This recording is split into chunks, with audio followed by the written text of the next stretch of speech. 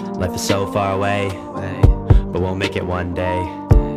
Every night that I pray, I just lay there. What up, you know what's up, it's Dom the 7. Before we get started, guys, I just want to add on to the last video that I posted, the goals for 2021 and update. I'm still strapped for content right now because of the whole, we're not locked down, but with the COVID precautions and everything that we're taking, it's really hard to get content out for you guys, get day in a life if I was to do that. Any abandoned house videos, Jordan and I can't go do them. It's really hard for content right now for YouTube, and I'm finding it really difficult to come up with different things to post for YouTube. Like, I still have music to post and I'm working in the studio every other day. It's not like I'm strapped for content for music, it's just strapped for content for vlogs. So I really need you guys' input on what you guys would like to see. But this was an idea that I had. I was kind of thinking about doing it a while ago. This wasn't my first pick of things I wanted to do because it's a little more personal. This could potentially be a new series for the channel. That being said, let's get into today's video. Today, I'm going to be talking about my songs. Some of the songs that I've written, some in-depth on where they came from, what they mean. Today, I'm going to be talking about Dear Mama. So if you guys don't follow me on SoundCloud, you won't have heard this song because it was only posted on SoundCloud. I don't have the MP3 or WAV file or anything to this song. It's strictly on SoundCloud because it was recorded by somebody else, but we'll get to that. So if you haven't heard this song, I really hope that you guys go and listen to it on my SoundCloud. It means a lot to me. Just go and understand the lyrics and listen to it and you'll get more of an insight on this video. Let's get right into it. So Dear Mama was written in 2017. No, Dear Mama was written in 2018. I was 17 years old. I was dating a girl at the time. We were sort of living on our own. It's kind of a hard one to explain. We were living in a basement suite. I've mentioned it before. It was her, me, and then a good friend of mine at the time, and his girlfriend as well, who's also a good friend of mine at the time. And they had already been living there, but we were in a bit of a pickle,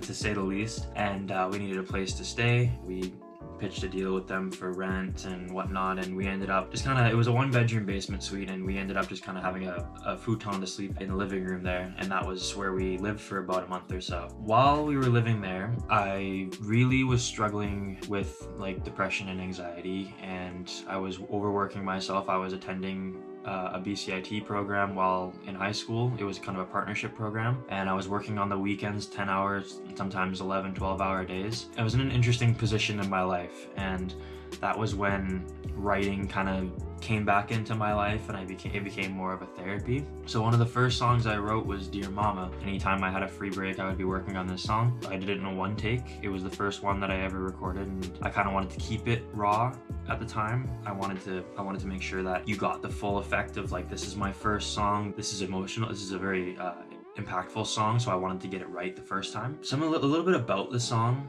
It's obviously, in case you couldn't tell by the title, it's about my mom. So this was before we found out that she was sick. I was growing up. I was finally realizing that I wasn't as independent or as man as I thought I was at the time. I realized that I still need my mom, and you know, in spite of being a rebellious teenager and headstrong, I wasn't ready to move out and take on the responsibilities as an adult, and also realize some of the things that she gave up for me growing up. It hit me like a brick, and the things that I was being so ungrateful for throughout my entire life. So that's what the song is mostly about, because there's lines in there where it's like, I wish I could have told you all these things in my life story, but I was scared of the reaction that I might get, so I'm telling all this now in the form of a hit. There's also lines in there where it's like, all those nights on the couch not knowing if we'll make it through, I know this now, believe me you. I'm talking about how, like, you know, I would walk in and see her sometimes upset on the couch, or you know, on the phone ranting to a friend or a family member about some situation that I didn't understand at the time until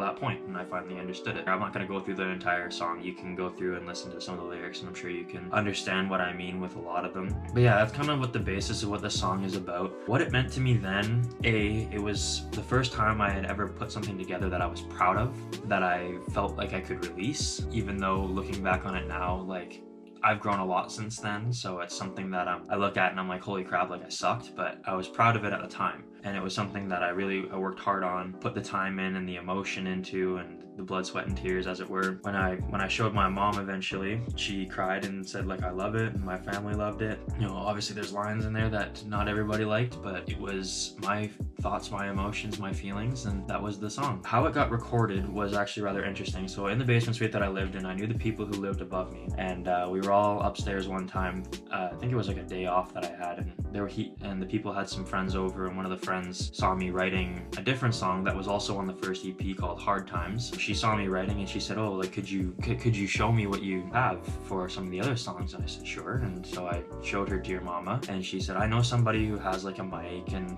you know, laptop and whatever else to record, because I had nothing at the time. I didn't have any of that stuff. You know, she said, I have a guy who has a microphone and a setup, and, you know, we're welcome. I can ask him if we can go record over there. And I said, yeah, that'd be great. And she said, okay, he wants you to talk to him. And so I got his Snapchat and started texting him.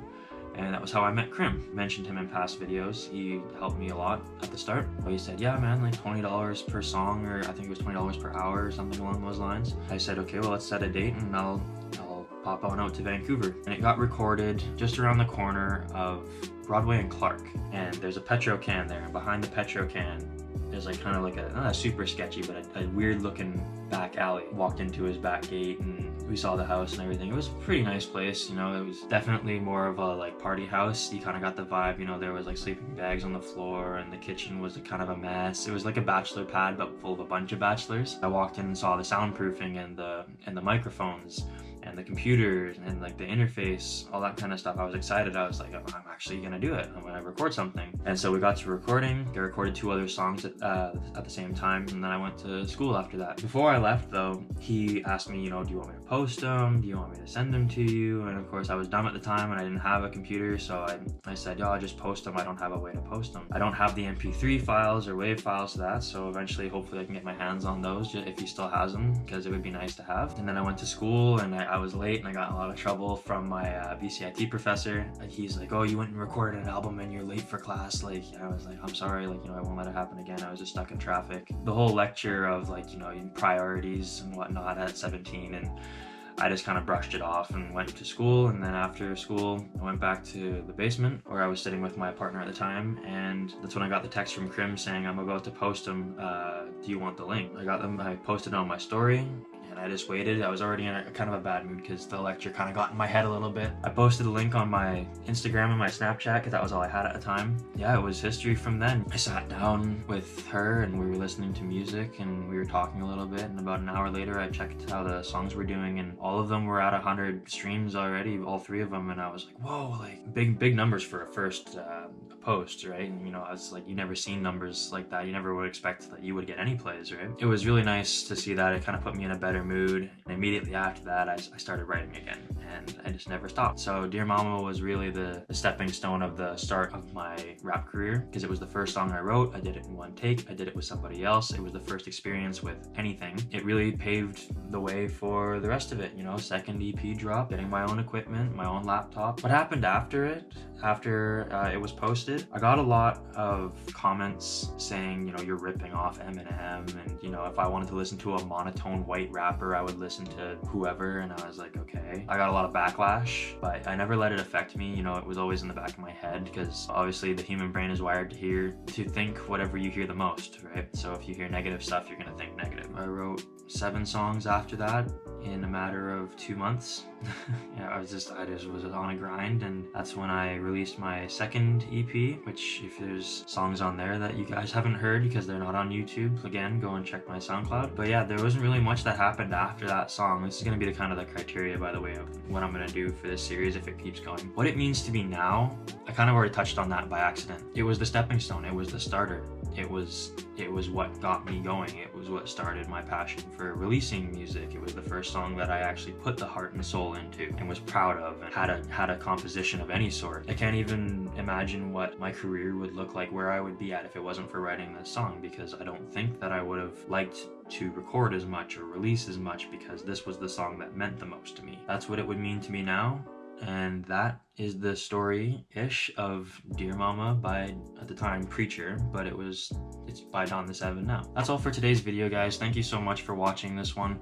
If you want me to continue with this series and do songs, whether old or new, drop in the comments and I will do my best to look at them and like, subscribe, the usual. And I hope you guys enjoyed this video, and I will catch you all in the next one. Peace.